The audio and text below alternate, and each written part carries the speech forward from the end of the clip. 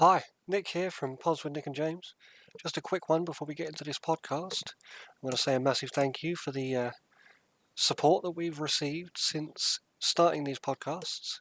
We thoroughly enjoy it and we look forward to creating more. If you want to have your say on any topics that we've discussed or suggest future topics, then you can do so at www.reddit.com/r/Nick and James Pods. And if you want to support us, you can do so for from as little as £1 a month, and you can do that at www.patreon.com/pods with Nick and James. Anyway, back to the podcast.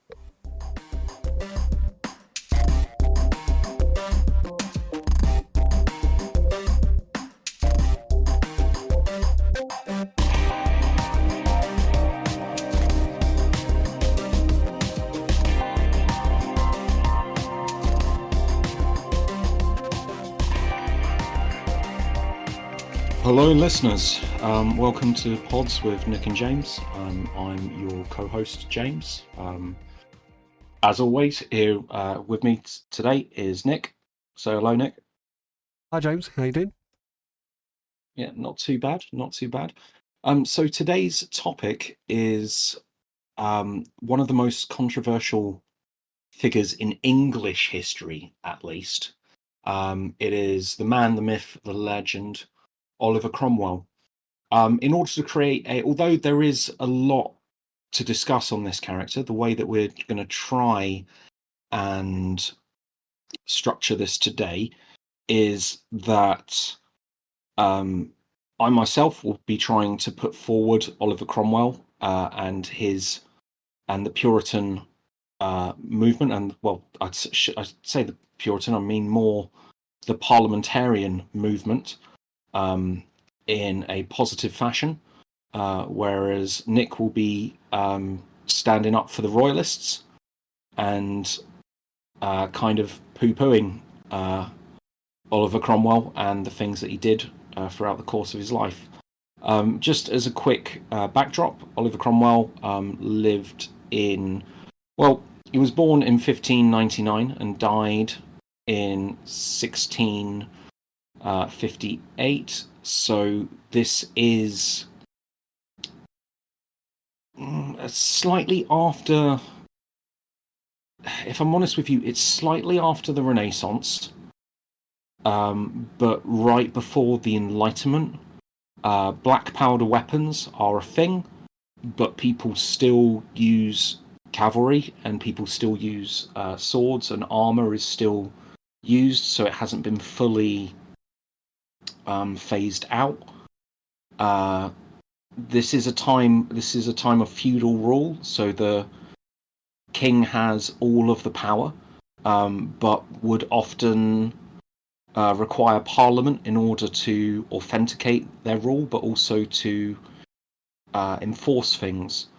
It is a really interesting time in British history, but it's also a time of mass cruelty and corruption, as there are a number of problems with these systems, and we'll get into it.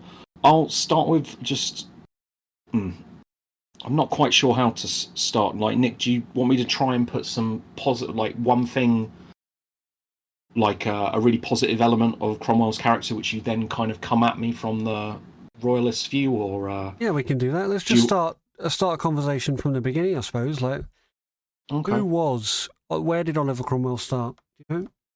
Okay, so Oliver Cromwell started in his hometown of Huntington. He grew up in this small town, and it's interesting that Cromwell's grandfather came from Wales and married into minor English nobility. Well, the Cromwell family. So, so Cromwell could argue that he came from nobility from Wales or nobility from England. His family was incredibly prolific.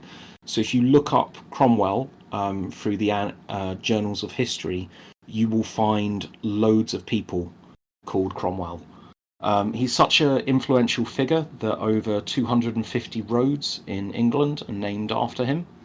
And there are more speeches by him on record than any previous leader, all the way up until Queen Victoria of the Victorian age. He was he had a lot of family. He has a lot of speeches which are written down. But he started from fairly humble beginnings. He was a minor member of the gentry, but at one point in his life did have to farmland himself in order to make money. He was always getting bits and pieces. Like, he was always sort of wheeler dealing a little bit in his younger years. And yeah, when he had his conversion into Puritanism, it is very much he very much marks upon how he regrets some of the decisions he made in early life. One thing I will say about him is that he very rarely took the easy way out. He was definitely not a coward. And he very much had strong beliefs in how things were done. One of the things so he grew up in a town called Huntington. He moved in his 20s to another town down the River Ouse. Gotta love that name, calling a river the River Ouse. To St. Ives, and then further down that same river to Ely. Something that we've also taken for granted in this country is drainage, which seems to have been a massive problem back then, with Ely being almost listed as or referred to several times as an island. Well, it was called the Isle of Ely, wasn't it? If you look on even the old maps, it was the Isle of Ely. Exactly. And that was due to it being in the middle of the fens and surrounded by basically mire and bog. It's interesting that you get the same with some of the towns like Rye, close to Romney Marsh and all of that. You get the same sort of thing. Loads of places being referred to as islands, and you look around and it's just like, well, I don't see any water. Well, yeah. I mean, the history of Rye is a bit different, but they added an arm to the river out the sea, and that drained a lot of the flats of like the natural sea float that would be there. And Rye originally only had one land bridge, or it was surrounded on three sides by water, self-contained. Okay. I suppose it was a peninsula more than anything. Not so much an island, more of a peninsula. But Ely was surrounded by wet, not necessarily water like ocean, but it was definitely bog and streams and rivers and stuff like that. And it was the only hill in sight. I don't know if you've ever been up that way. One of the most like incredible features of that entire landscape is the fact that there isn't a hill in sight until you get to Ely. I lived in Littlepore, which is a tiny village, or a little, I suppose it is a village, just outside of Ely.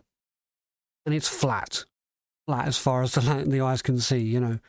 But yeah, anyway, that's me digressing. That's a little bit about the geography. No, that's fine. That's fine. Okay, so just as a quick thing, I guess I'll start off is that it almost feels like politics is almost a little bit of a game of the rich at this point in history. But he wasn't rich. He had some money. He didn't even finish his degree at college. No, but he did speak enough Latin so that, like, later on in his career, when being addressed in Latin, he could respond. He could truly fake it until he made it, absolutely. But Yeah. he dropped out of college, um, take over family affairs after his Well, yes, father died. yeah. No, absolutely. Well, I guess this is I guess this is my point. He started from fairly humble beginnings, and there are elements of integrity, and uh, was he didn't like the dramatic. He didn't like flowery language. He was very much in your face, tell it as it is, or at the very least as he sees it. He didn't appreciate people being on the fence. He was always, you're either with me or you're against me. I one thing I like about him is that he during his time in early Parliament, so before the war had even begun, when Charles had called a Parliament together, he championed the the rights of the Commons, or the rights of the common people, versus, if I'm honest with you, some pretty dodgy laws and pretty dodgy money-making schemes that the aristocracy were coming into in order to make additional money and suppress the poor. No, And I think that's I don't think I agree with that. okay. The royals had a right to increase taxes if they chose to. And his marriage to Elizabeth Bourchier was the starting point of this. It gave him a purpose to, like, she was always aligned with this kind of religious reform movement, and she spoke quite highly of moving away from royal rule, and wanted more, like, wanted the power distributed equally upon like to leadership states, and like almost promoted him getting his first election in Huntingdon as MP. And as soon as he got into that position, he started to sow the seeds of look at the money that they've always look at them, look how much money the royals want. Look, this isn't fair. And like the issue you've got there is that the money is still, it's still required to run the country. The money, and as we all know, over time, like the cost of that running increases, so the taxes go up. That's all it comes down to. And yet it gives a very easy standpoint for someone to get their foot in the door, because there are always going to be people that are upset about the fact that taxes do have to increase. And he used that as a stepping stone to be heard and to get his name out there. That's how I feel. Well, I'll freely admit that taxes did need to be raised, but that was because Charles's King Charles, sorry, Charles, who was the son of King James the First of England and King James the Sixth of Scotland, not them being two separate people who were in a gay marriage, but them both being the same person.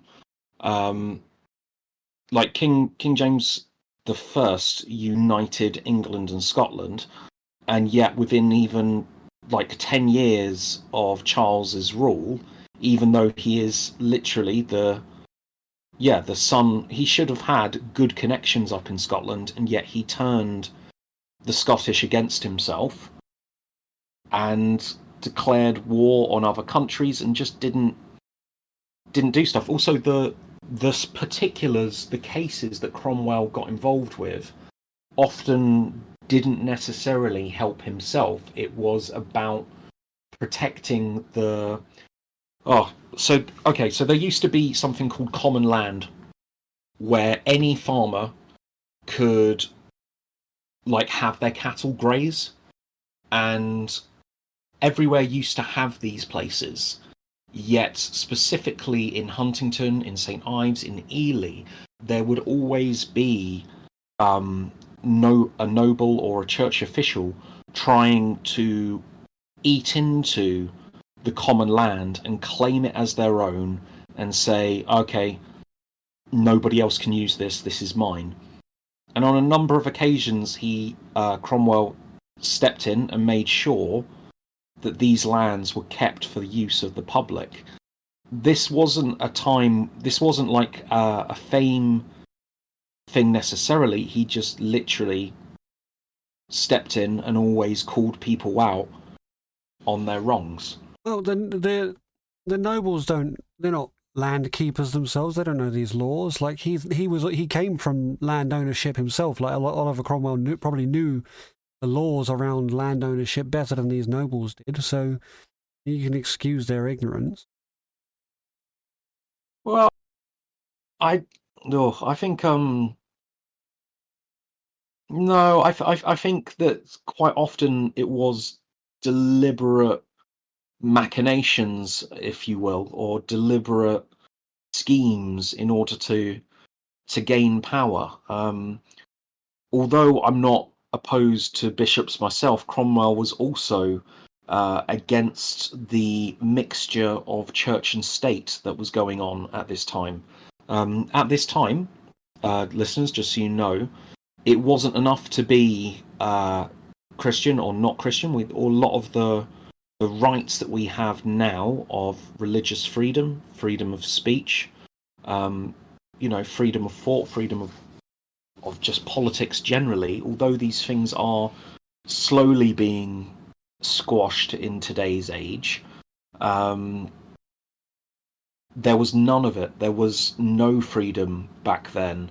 Not only was church attendance in many places mandatory, but if you were the wrong type of Christian, you could be persecuted against. It's difficult for me to side with Cromwell's fervour against the Catholics, although I can understand why people might be opposed to Rome having a say in how the English conduct themselves. But this was shortly after the Reformation of the Church, and Protestantism was still going strong.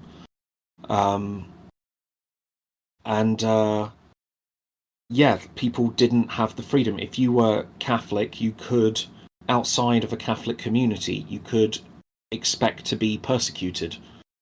But it goes even further than that. If you...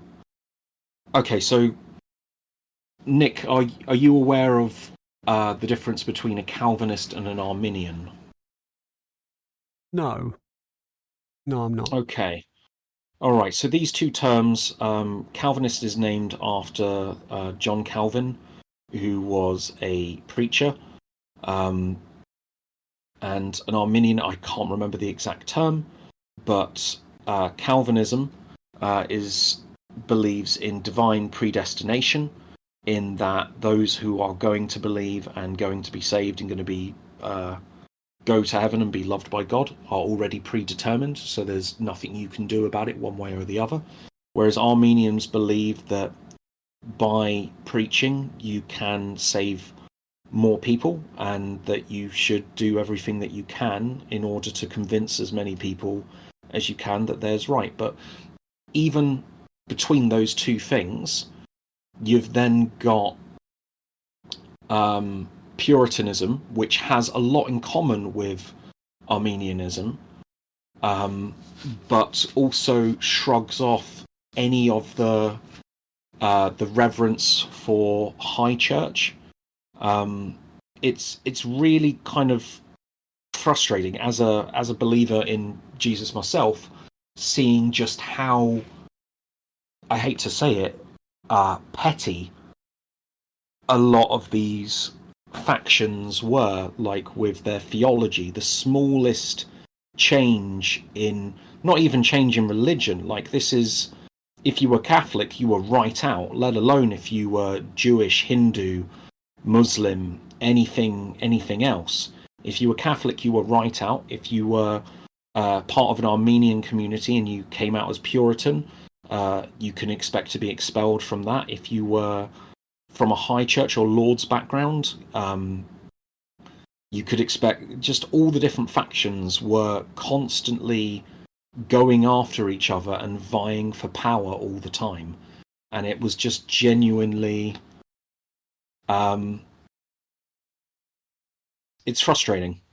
Like, genuinely speaking, it's just, it's just It was frustrating really to read about. divided and secular, especially when it came to like religious standing. It wasn't free thinking at all. Yeah, Back then, yeah, which and I think is frustrating, but it was also 380 years ago. Like, yeah, no, absolutely, absolutely. and like the kind The of thing that, revolution that we're seeing with religion has only come in the last 100. yeah, what really frustrates me. Okay, so this is one of the good things. At this time, there was church and state were still intertwined, and within that, um, good people would, like do their best to live well, but you would get a lot of bad people who would manipulate the system and manipulate the grey areas and the fine print to their own advantage, as we all do, as we're human beings. And Cromwell was a great advocate for standing up for this sort of thing.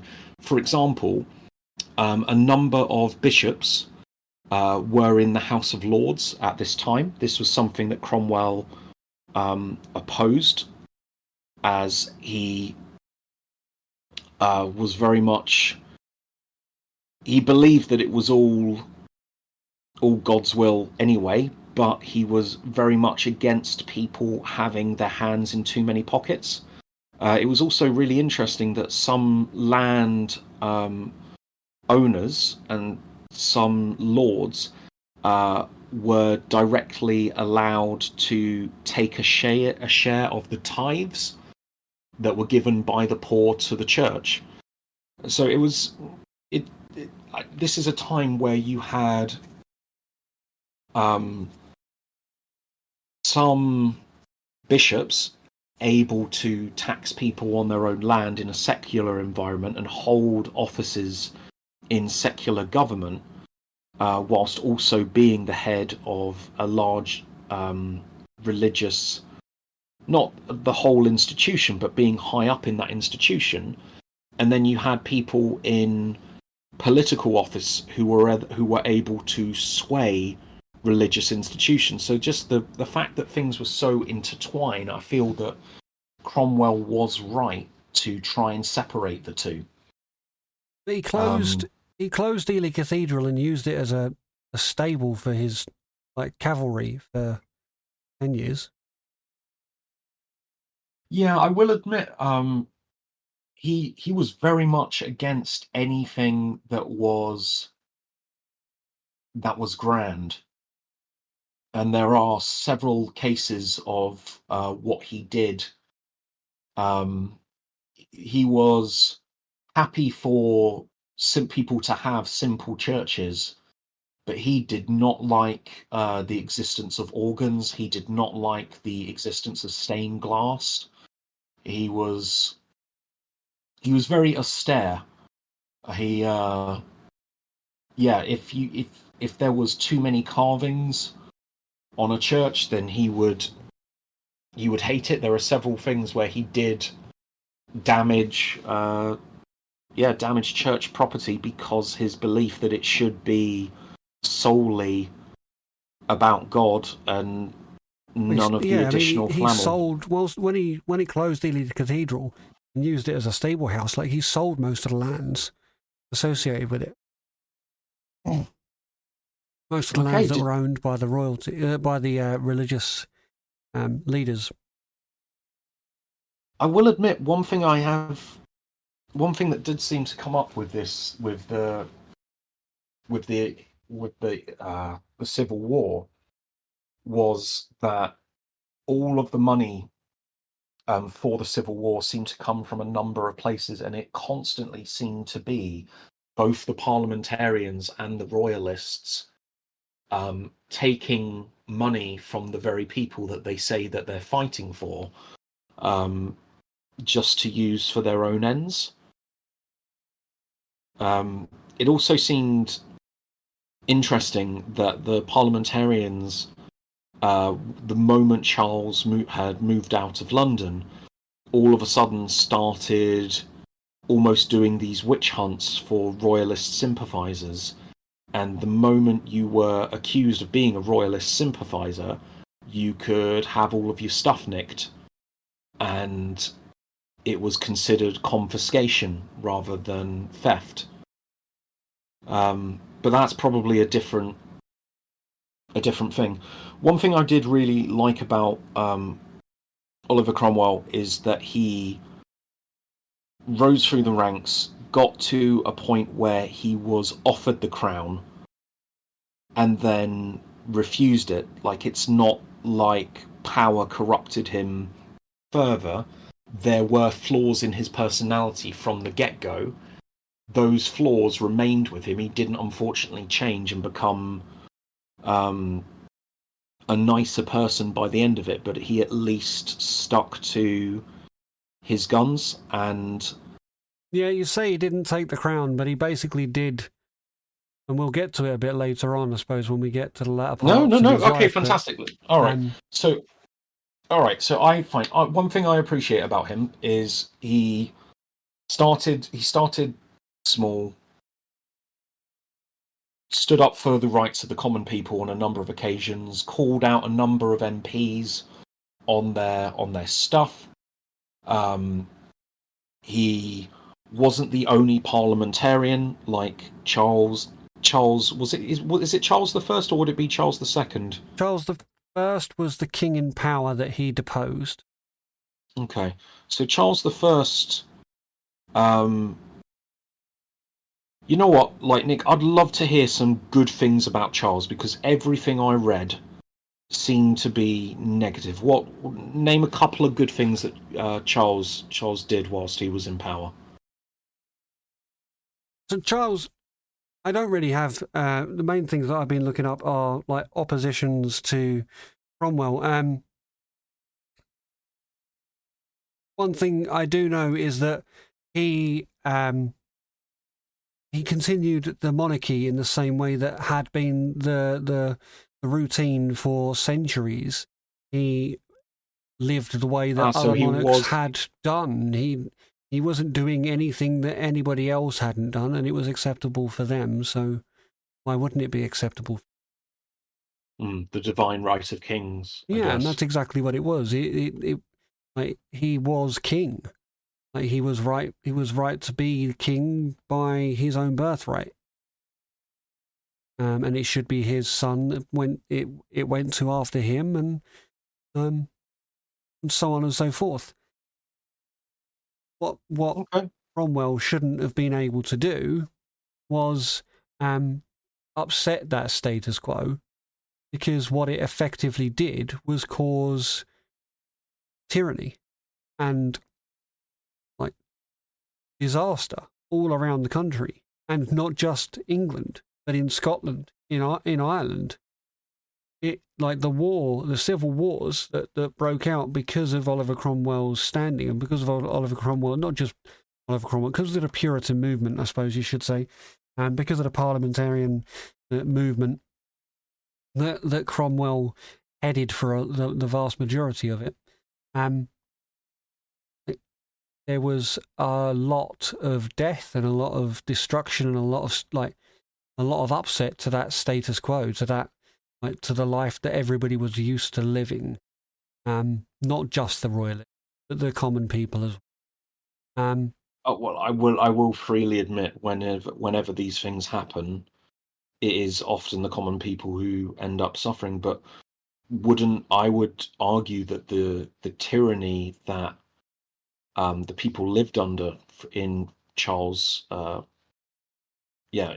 First's reign was worth rising up against. The taxes were ridiculously high. Like, we complain nowadays when somebody's able to make over £100,000 a year.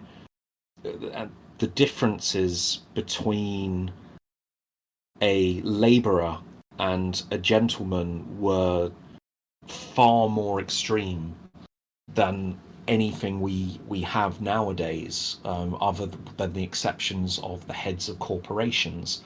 Only these weren't people who were, you could see their picture on the internet, like Jeffrey Bezos or Elon Musk. The people who were directly oppressing you and contributing to your own famine and your own problems were the people a couple of miles away living on a hill. And that seems to be the way that it was throughout the country. How would you say, although people had put up with it for a large amount of time, I don't think simply because people are willing to put up with something doesn't necessarily make it right. No, but I don't think you can hold Charles accountable for something that had... No, you're right. You're right there. I will concede. Charles throughout. Okay, when looking at the history of monarchs everywhere, Charles was not by no means the most ridiculously extravagant, or the most ridiculously warlike, or the most ridiculously tyrannical. What I will say is that he was enough of each of those things to inspire not just Cromwell, but the main part of the gentry at the time to abandon the very lies that they told themselves, which justify their own wealth, in order to have them dismiss those lies and go directly against the king and against his own any sense of status quo, any state of order.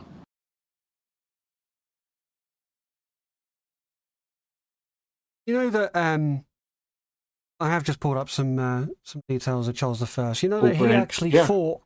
He actually promoted a lot more religious tolerance, especially towards Catholicism in England, and he actually his wife was Catholic. He actually managed to build up a lot of strength amongst a lot of European countries, through like marrying his children out and worked with a lot of his lords to increase relationships around Spain and France. And okay, so internationally, you're saying he was a success because he... Yeah, okay, so you're saying that he was able to strengthen relations with our neighbours and trading partners. Yeah.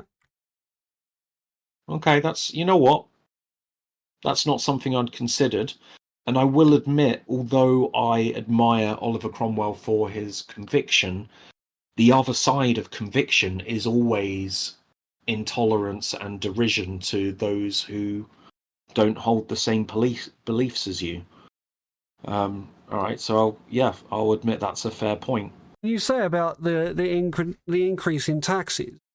A lot of the work that Charles had done, he worked towards streamlining a lot of where the money was coming from. So instead of having like a general tax, he split the taxes for he split the taxes so that people knew more what they were paying for. For example, he applied a ship tax. He needed a navy. The country of England, the monarch of England has always been known for having one of the best navies. Sorry, you know what? You complete this, and then I've got a counterpoint. Absolutely. already. He also applied taxes on, like, he was one of the first people to apply like custom duties, like imports and exports.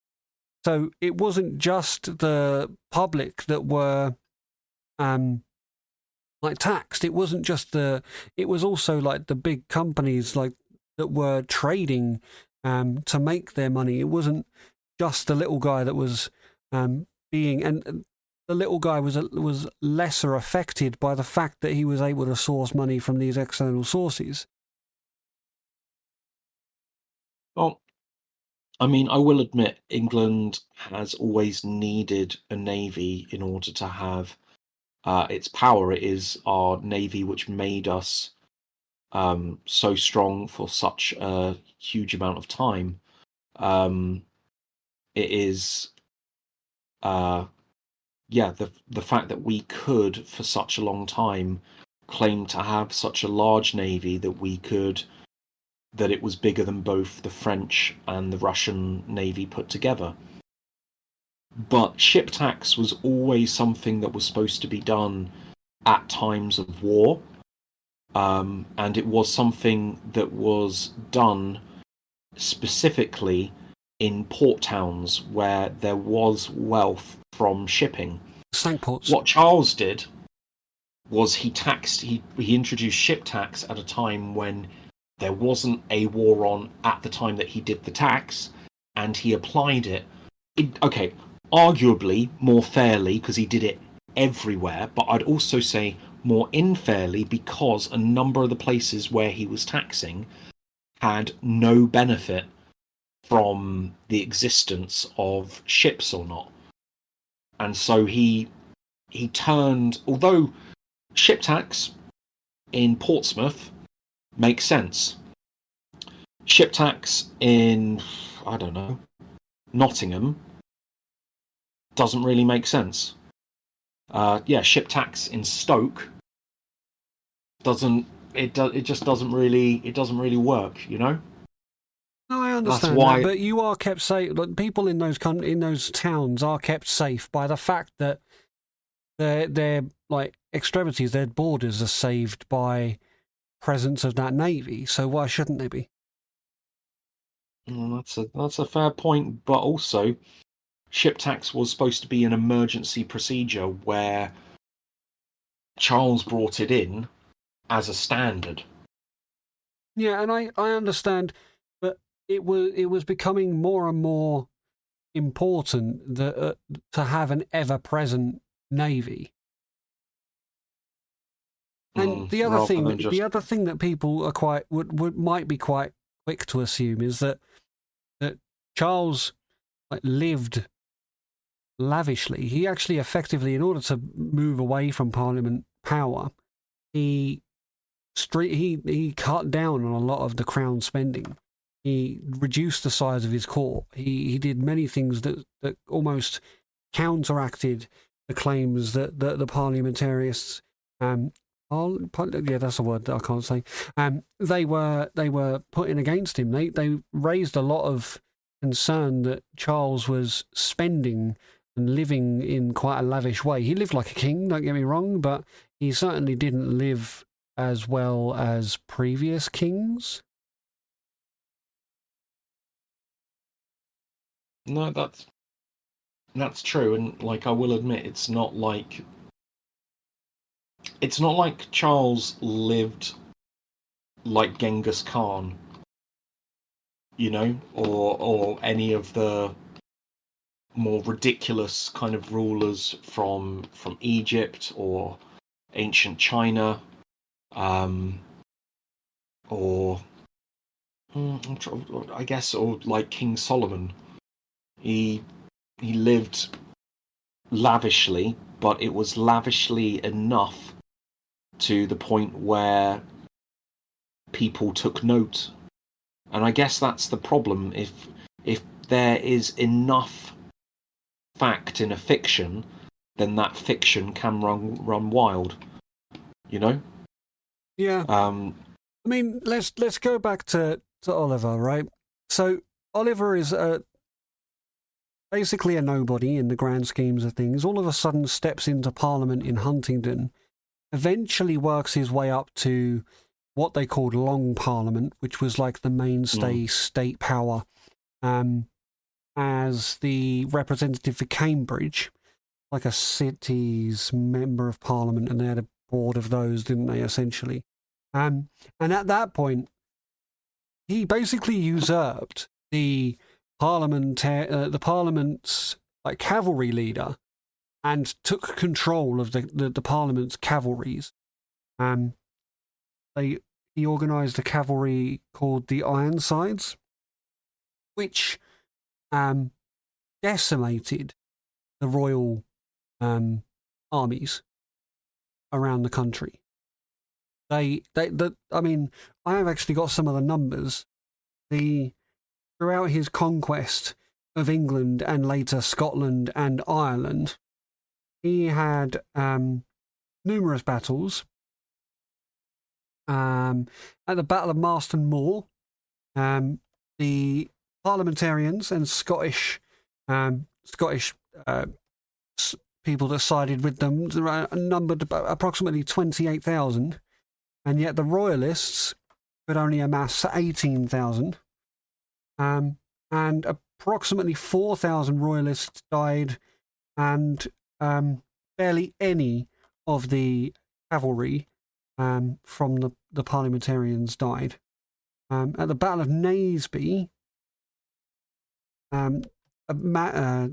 Oliver Cromwell turned up with roughly 14,000 troops. Royalists could only amass 8,000. And Cromwell killed around 1,000 and captured 4,500, decimating over 65% of the Royalist army, while losing only 400 of their 1,400.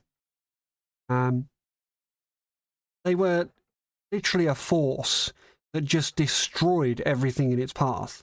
I've got more. We can go up to the Battle of Preston. I can tell you partly why that was. It's because Cromwell actually made sure that his troops were well equipped. So, like, the Parliamentarians were troops. Absolutely, were better but the equipped. Royals didn't expect to be fighting a front on their own soil, so they weren't prepared to amass an army internally. Whereas it's what the Parliamentarians set out to do. They amassed an army built to take the fight internally. You'd say that when the Parliamentarians said that the king is making war on his own people, what you would say is that's a lie, and it's the fact that it's the Parliamentarians making war not just on their people, but on their people and the king. Yeah, absolutely. I mean, you only have to look at, there's a couple of real horrible events that happened during the English Civil War, or the British Civil War, I suppose. There's the Siege of Drogheda, and the Battle of Dunbar, and but the mess of the Siege of Drogheda in Ireland was just disgusting, because there was only about 2,500 people defending the town of Drogheda, and or whatever it's called. It's an Irish town. It probably doesn't actually sound like that in pronunciation, and I'm mutilating that because I'm a typical English person who has no sense of how the Irish language is spoken, and I sincerely apologise about that. However, in this instance, 2,500 troops defended the town, which was full of civilians, I might add, and refused to back down to the force of Oliver Cromwell, who turned up with 12,000 troops and killed everybody. He killed not just the soldiers, but the civilians trapped inside the city. So the women and the children. Absolutely. Everybody died. 3,500 people died, with pretty much nobody from the Parliamentarians dying. And he did it solely as a means to make the point that nobody should stand in his way. Like, the king by this point was pretty much already overthrown. He had no power left. And yet Cromwell made stands like this where he destroyed entire armies. Like, the Scots were near Dunbar.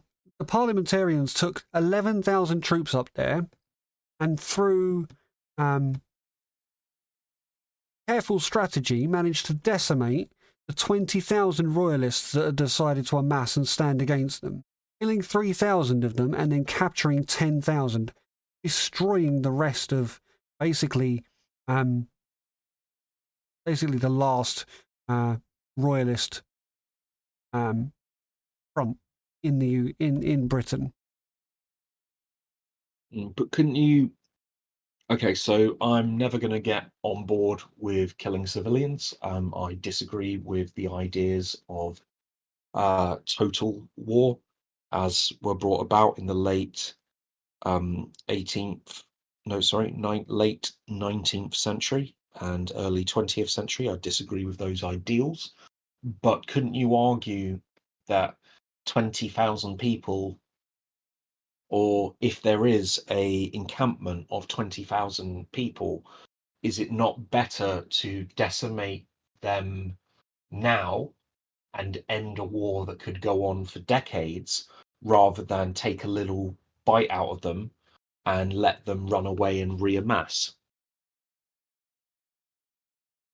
It wasn't like in war, is it better to nip something in the bud and be decisive, or is it better to show some compassion only for that These are the people that you set out to lead and rule, so the compassion's got to be in there.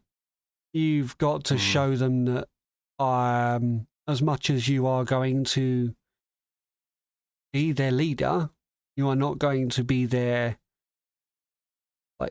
Grim Reaper as well. You're not going to bring them death and destruction if they don't do as they're told. You're free to be civilians. They're free to be people with their own minds as long as they follow your lead, And that's where, I think with the successes of Oliver Cromwell's battle is where the power really went to his head, because as soon as he deposed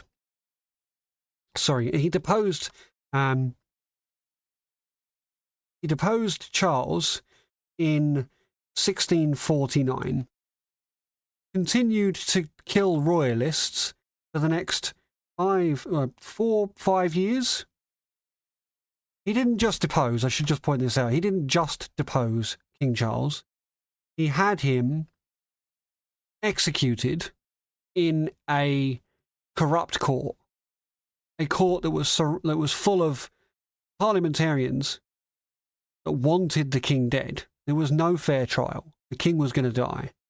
He deposed him, killed him, and then continued to go around the country destroying everybody else that thought that execution was unfair. After 4 years, he then assumed essentially a state of dictatorship at the top of the power chain and dissolved his own parliament that he'd used to get there.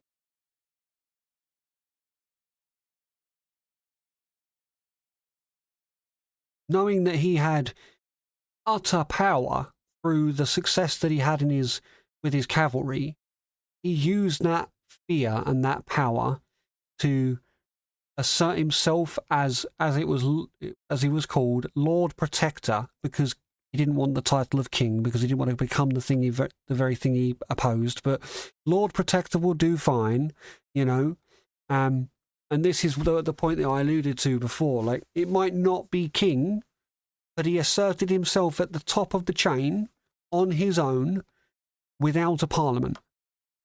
You tell me he was any different to any king prior? So what you're saying is he just used different names to describe the same thing, and because he used different names, that is Okay. I will admit, though, he was offered a crown and turned down a crown. That is something. I wouldn't want to At walk around with a least. massive gold lid on my head. Yeah. Yeah, okay. He All right, wasn't a well, stupid man. He was smart enough to know that if he assumed a crown of any description, everybody would say that would just call him he a was a tyrant and hypocrite. immediately Yeah, would he was a immediately kill hypocrite. him. Absolutely.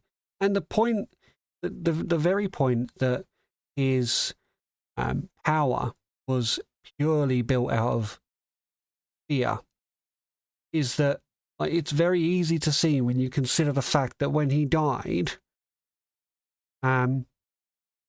his regime collapsed within 18 months.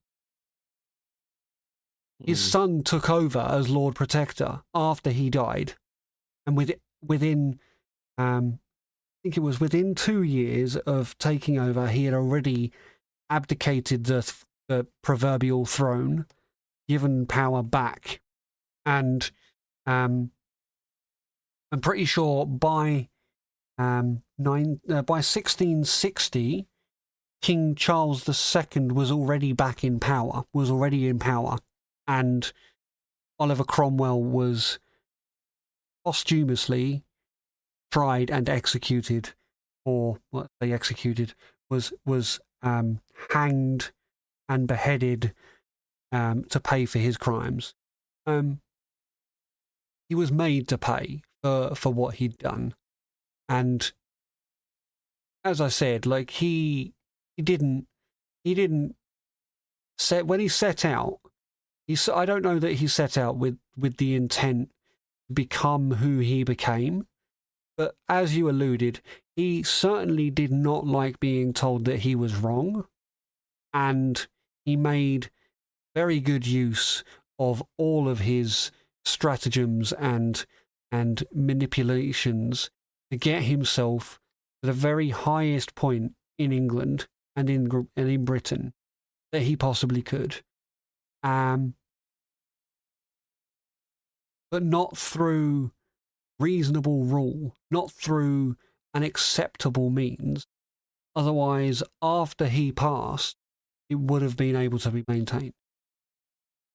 So you think the true test of fairness of a system, or the true test of the benevolence of a leader, is the succession of power once they're gone, or the sustainability of the systems that they put in place once they've gone? Absolutely. Okay. Absolutely. All right, and the fact that his lasted 2 years after his death. Not even 2 years before King Charles II was back on the throne. Mm. And that was acceptable. People accepted that. They didn't. That rule continued. Or we've still got royalty now in the UK. Yeah. Okay, well, interestingly, one thing that he destroyed the original crown jewels of England, which is why Scotland's crown jewels are older than ours. He did try to destroy the Scottish crown jewels as well, but they were smuggled out of his reach, hidden, and then kind of came back about once his regime had gone. I will admit, I do find it frustrating that Cromwell did rise to the top, and also he was fine in his early career protecting the rights of people, but as long as those people were Puritan farmers within the realm of Cambridgeshire. The moment you were a Catholic, for example, in Ireland, he did not show He seemed to understand the ideas of the Bible giving rights to the small farmer. What he didn't seem to understand was the Bible's call for mercy, for he showed, as you've given examples right there, none to people who happen to live in a certain town where the leader of that town was opposing him. It is frustrating. Like, it's interesting though that you talk about although he had power, what I do like though is that he didn't have opulence. Like, William Cavendish, one of his rivals during the war, had a house, well, several houses, but his main one was 10 times the size of Cromwell's. And I'm going to be honest with you, is ridiculously beautiful, whereas Cromwell's was a small townhouse. Yeah, you say that. Cromwell's is a tiny little house in Ely. However, his stable is a cathedral. But he didn't build that cathedral, he just housed his horses in it. Yeah.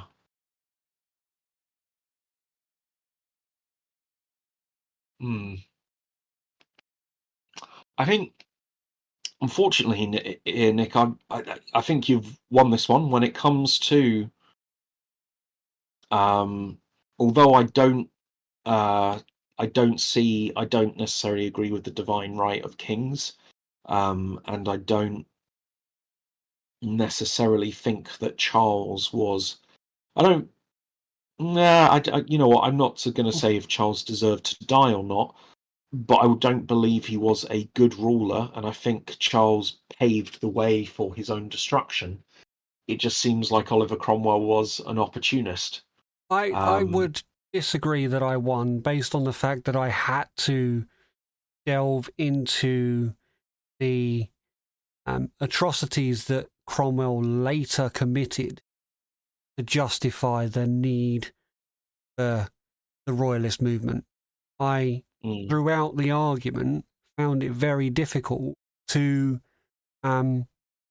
side with the king, or from that standpoint. I did not find it easy in the first points that the reasons why Cromwell came in to the position he did, the fights he was putting out. Like, yes, I made valid arguments, but they were hollow. Let's be completely fair. They were arguments that any royalist would have posed at the time, but they're absolutely hollow arguments. And Cromwell had, he certainly started with the right intention, and then just went wrong. And as I said, I feel like his success in the wars made him, or gave him, a sense of, I don't know, maybe narcissism, maybe a sense of self-righteousness, that turned him into, or fed into that behavior trait where he was obviously right, and obviously that was divine. That his thought process is always being right is divine. It made him different to everybody else. But yeah, I think, I don't know, Cromwell started right. The Royalists ultimately came back into power because better the devil you know. And I think that's exactly what happened when the Cromwell reign ended.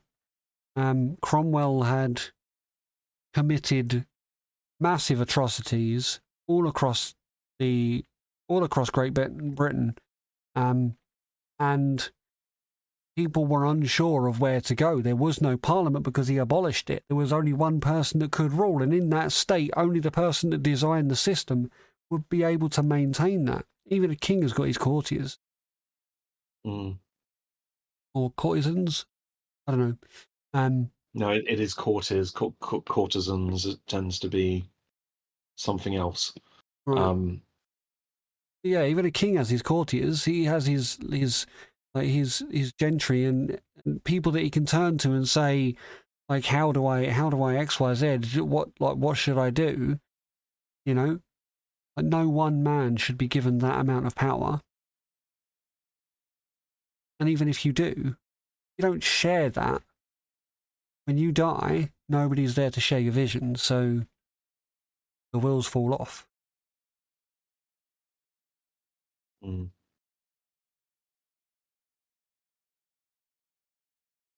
I feel like we've come maybe to the end of the debate. We'll leave the analysis for everybody else to kind of, maybe they have a completely different opinion.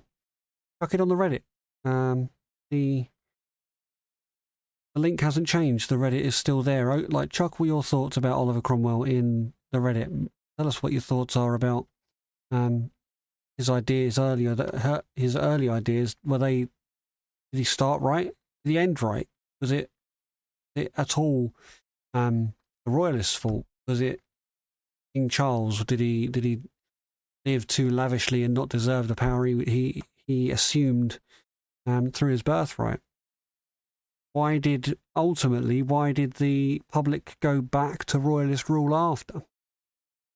Was my assumption that it's better the devil you know correct, or do ends justify means? And when it comes specifically to Cromwell, did his ends justify his means? At what point did he cease being a freedom fighter and start being an oppressor?